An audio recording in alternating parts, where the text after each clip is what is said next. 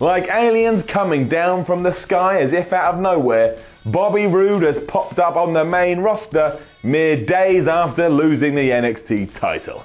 Can you believe it? It's not usually what happens when someone gets called up either from NXT. He had no rematch from Drew McIntyre, just lost his belt and that was it. Whoop!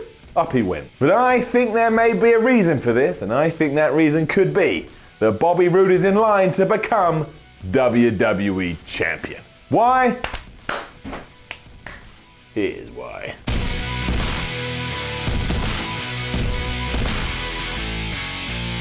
First and foremost, what a crazy situation, what a crazy thing this is. Imagine a few years ago we were sitting down, we were having a drink somewhere, we were having a lovely conversation, and I said to you, hey man, or hey girl, or hey son, or hey dad, or hey mum or grandma, whoever I happened to be having a drink with at that time, in a few years, Bobby Roode could be WWE Champion. You'd be astounded. He was in TNA doing his thing. It didn't even look like he was ever gonna go to WWE, and now he could be WWE Champion. But since being brought into NXT and becoming one of the biggest names down there, it certainly seems like he's won a lot of people over, Triple H especially. So already, when we're talking about backstage management, a lot of people are high on Bobby Roode. Given how he's evolved over the last 12 months, I can completely understand that. And now that he is on SmackDown, we'll just have a look on SmackDown. When you look at SmackDown at the moment, what do you see? You see a massive hole that needs to be filled. Now, I'm not saying that Roode is here to be the next John Cena. I'm definitely not saying that,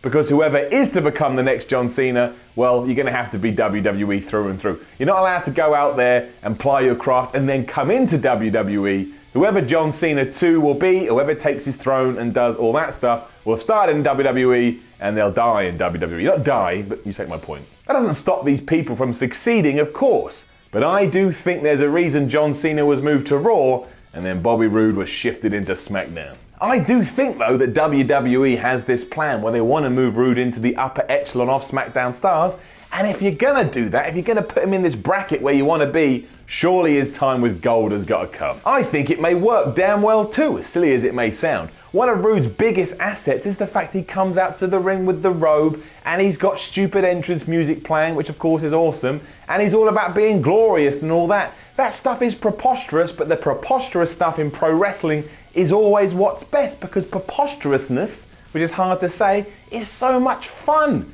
What we want is wrestling, be entertaining, be fun. It's so audacious it can't help but put a smile on your face, and while that's not enough to take Roode to the very top, have a guess what else he's got. He's really good in the ring, he's got years of experience. When you give him the freedom to cut a good promo, he can cut a good promo. Now, I don't know about you, but that sounds like a man who's primed for a run at some point. In fact, if he didn't do it, it would be madness. Why wouldn't you at least give this a go? Given the situation he's in as well, if WWE does treat and book him right, he could become a megastar. We've mentioned the presentation, we've mentioned the in-ring work. All you got to do is make sure you push him in the right direction and all the boxes are ticked. It's all here. It's all good, man. If he's allowed to act like a star from the off, even fans who don't know who he is are going to start to buy into him. Even if you are a casual audience person, you watch wrestling here or there, you still know a good wrestler. When you see a good wrestler, they just have to be portrayed that way to you, and then you start to see it more. So even if you've never seen Bobby Roode in NXT or TNA or whatever, as long as he's portrayed in the right way, you're going to start understanding why you should care. Put Roode in good feuds, give him the mic and allow him to talk, and the ladder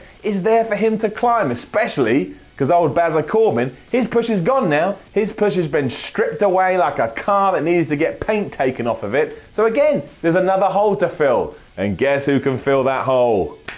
Bobby Roode. It's not too dissimilar to what WWE did with AJ Styles, although AJ is the better worker of the two. But hardcore fans knew who he was instantly, and casual fans were still intrigued because they'd heard rumblings and they kind of knew about the bells and whistles. Then a man comes out with all this weird choir music and being all strange and again going, oh, glorious, you're going to buy in, you're going to like him. And while that presentation does kind of babyface Bobby Roode a little bit and he's better as a heel, there's ways and means. There's always ways and means. You just got to find the right angle, find the right story. And that is what's key here. Don't forget that. Even James Ellsworth was hot for a while because WWE came up with a good idea for him and James Ellsworth was in the position to execute it how it needed to be executed. He was never going to be world champ, of course, but if the individual is given the advantages and given the opportunities and they have the skill to make sure that works, have a guess what you get at the end of it. You get success. And because Bobby Roode does have main event world championship qualities, you can put the belt on him and things aren't probably going to die. If nothing else, inserting him into the main event scene just makes SmackDown more interesting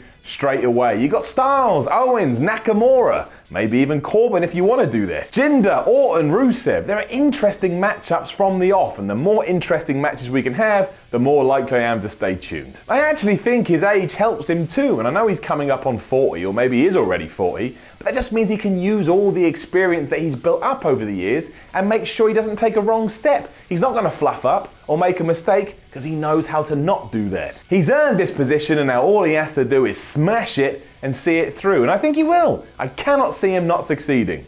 That may have been a double negative. Either way, he's going to do well. So yeah, Bobby Roode is future world champion? Absolutely. Now, of course, that idea has been watered down a little bit because Jinder Mahal became WWE champion, so you start to think, well, actually, you know what, anybody could, but that's not the point. Bobby Roode's earned it, Bobby Roode deserves it, and I, for one, as a fan of pro wrestling, would be very pleased to see him in that position. Now, don't forget to leave a comment below and let us know what you think about Bobby Roode. Like, share, and subscribe. Follow What Culture on Twitter at WhatCultureWWE. Then go to WhatCulture.com and read some articles. What else are you doing today? Nothing. WhatCulture.com. My name is Simon from What Culture. This was the Y Series.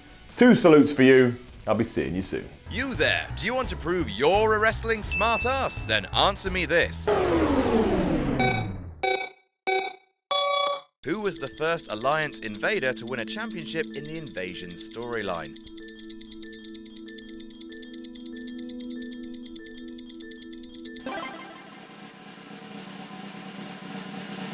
It was Mike Awesome, it was the Hardcore Championship. Did you get it? I don't care. To test yourself and whatever friends you might have, buy the new What Culture Wrestling trivia game available at shop.whatculture.com.